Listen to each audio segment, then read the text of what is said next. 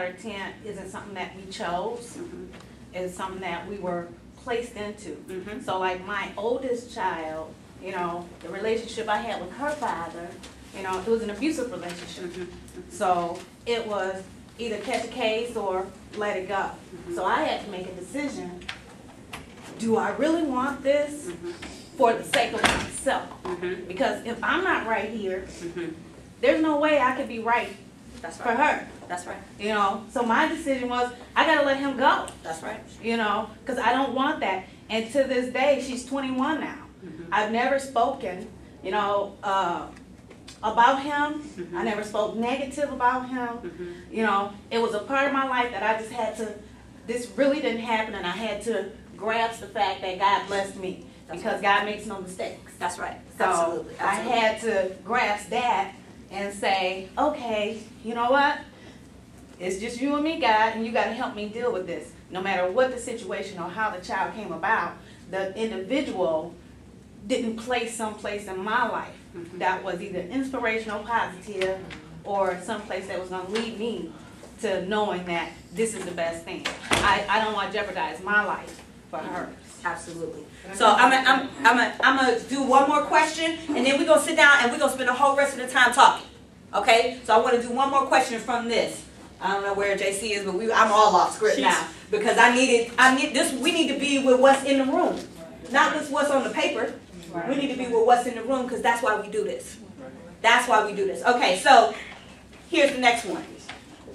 It is important for me to forgive the people that hurt me in order for me to be healthy. Agree? Disagree? Agree? Disagree? Tell the truth. Tell how you really feel. If you like, I ain't never forgiven that. Come on over here and tell the truth about it. You in the middle? Talk to me from the middle. I don't know. I'm a dude, so it's different for me to forgive his enemy. So that's just how it was, you know, me and my friends was brought up. It's hard for us to forgive him, but, you know, if we close, we gonna forgive each other. We homies, we close homies, we get into it. It's gonna be somebody we don't know, most likely, and we gonna be, it's just gonna be beef for a long time. That's just how dudes are raised. So. Right. It's not right. I heard the sisters up here. It's not just dudes. Okay, so but most of the time, the deepest hurts is from the people that's the closest. Right? Now it could be, you know, somebody in a gang across town that took somebody's life that you love, and that hurts. But it's like a rage that don't have nothing to do with an individual feeling. It's that person that you let get close, or that you was born into a close relationship that hurt you, that often is the reason why we out here shooting up people we don't even know. Robbing people we don't even know, because it's a hurt that we don't like to talk about. You feel what I'm saying? It's that close hurt. That's the one I'm asking you about, whether you got to forgive. Forgive him. You can? Yeah. Okay, good. Then you come over here. And now we all in agreement. Let's get a circle, get a seat. Let's get deeper with this. Come on.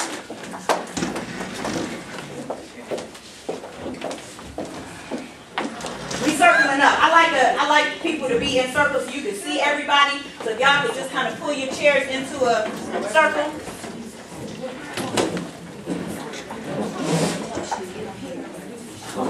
Thank you. Yes, come on in here.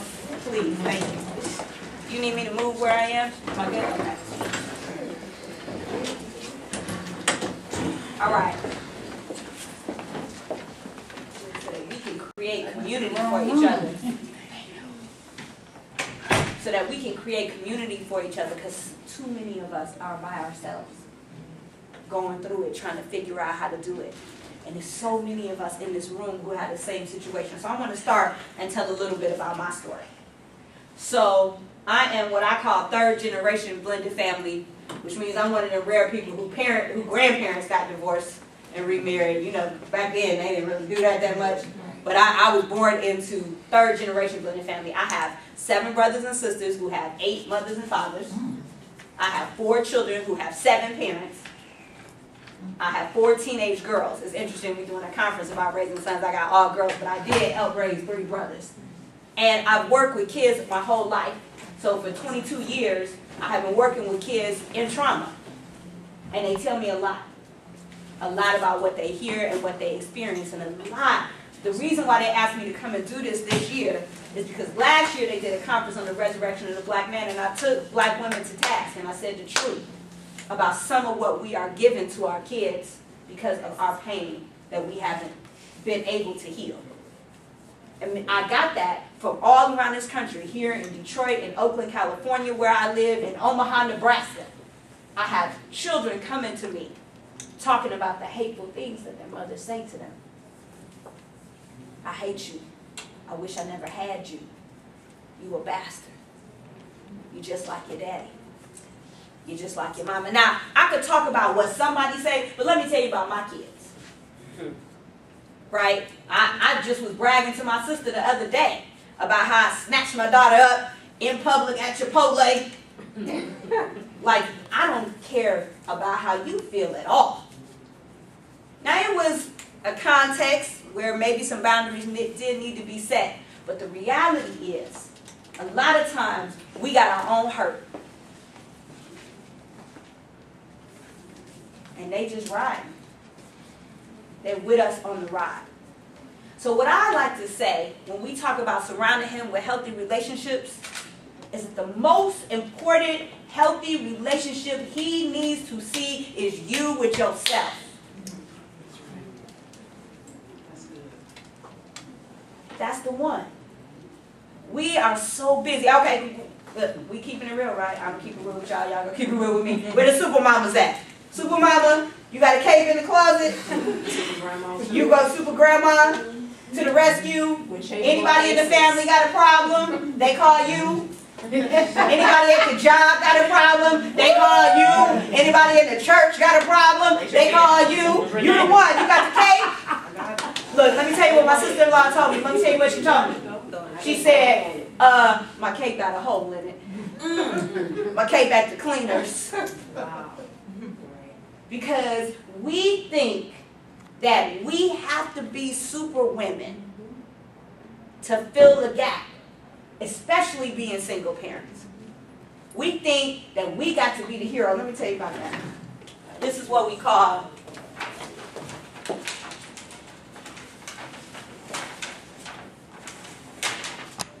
the drama triangle. This is the drama triangle. This you, super mama, you right here. Yes. You the hero. But in order for it to be a hero, what it's got to be?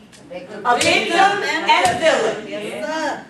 And you will go into situations where they neither one. And make somebody not able, that's why you got to do it. And make somebody wrong, which is why you got to save them. In order to be a hero, okay, raise some hands. Let me see the hands again. Where my heroes at? Tell the truth on yourself. And you know, because of the way you talk about somebody. Well, you know, he tried, but he ain't really, he don't know how, he can't, she can't. You know, it's mama's birthday this week, and ain't nobody gonna do nothing if I don't do nothing. You know she don't know how to do, she don't know how to make the cake like I make it. You got 12 things, 20,000 things on your to-do list, but you got to be the one. There's a reason why they tell you on the plane, put your mask on first. Yes. Before you take care of the baby, put your mask on first. They looking at you, trying to figure out, especially even if you got sons or daughters. The daughter looking at you like, oh, this is how I'm supposed to be. Like this. Just juggling everything. Unstable, unsteady. Like, okay, I'm because that makes us feel good about ourselves. As long as we got somebody we saving. But look, this is where most of the daddies end up. Tell the truth. They end up right here. You done cooked it wrong, you done did it wrong, you done left, you ain't talking, you ain't. And sometimes it's true. Some of y'all done shared some stories already that say he ain't the one. But a lot of times he can't get out the villain box. So what do? He owned it. He owns it. I just be the bad guy then. Well, forget it, I just won't come then. Well, I just stop paying altogether. Well, if it's like that, see, we in the triangle. And this, how you get off the triangle. Because I ain't going to never give you a problem without trying to give you the best I know about the solution. First of all, know your angle. Because most of us go through all three. Oh, I'll be the villain with my kids in a minute. Oh, it ain't no popularity contest. Ain't nobody trying to be for your friend. I would be the villain in a minute. And heart just mean. You know how I'm the only one? Ain't nobody else mean? Ain't nobody else mean? I'm mean. I'm the worst. Just my husband said, why you gotta go for the jugular? Why you gotta go for the, because you know, look. You ain't bought nothing in here. The clothes you got on. Look, the food you not about to eat. I will go right here and be proud. And go get on the phone and tell 3 people about how I was the villain today. Oh, you know they don't like me. I don't care if they don't like me. Right. Look, and then where they go? Right here. Wow. Right? They go right here. So you got to know your angle. Sometimes at work you be the victim. I don't know why I can't never seem to get ahead. I work so hard. They don't never recognize me. They recognize her. They don't recognize me. Everybody got an angle at a different place in your family. You either the hero. You might be the bad seed. You might be the one who can't quite get it together. You got an angle. You got to know your angle. Then you have to play against position. You got to try to go out of your way. This is why I asked you about what you say about him and how it affects your child, because we don't want to face that we need to be the hero. So we got to make somebody wrong. And they got plenty wrong on their own. But it's wrong enough to go all the way around. Right? And so the thing that we don't understand, even kids who are adopted will go and try to find their birth parents. Because you cannot divorce a child from the image of who their parents are. No matter how horrible it is. So what you got to do is forgive. You teach your child how to deal with their parents. You picked them. It ain't on them. You got to teach them how to deal with them. I have a girlfriend. We ain't in the sanctuary. I can say her son, father, just wrong as the day is long. But she would love him and then get upset and leave and call me and want to come stay at my house and tell me all this stuff. I ain't never going back. Then he calls, she go back. I finally told her, leave when you're happy. Because if you leave, I'm serious. Because if you leave mad, as soon as you get happy, you're going to go back. When you get happy and you can leave, then you leaving. And she started working on herself. Put your own mask on first. She started working on being happy no matter, because listen, it's people that was in concentration camps making it a game for their kids. It's a movie about this guy who was in a concentration camp, and he told his son, this is a game, and we got to get the most points by looking real sad and quiet and doing this and blah, blah, blah, blah. If you can find a way mentally to get you and your child happiness in a concentration camp, they celebrate.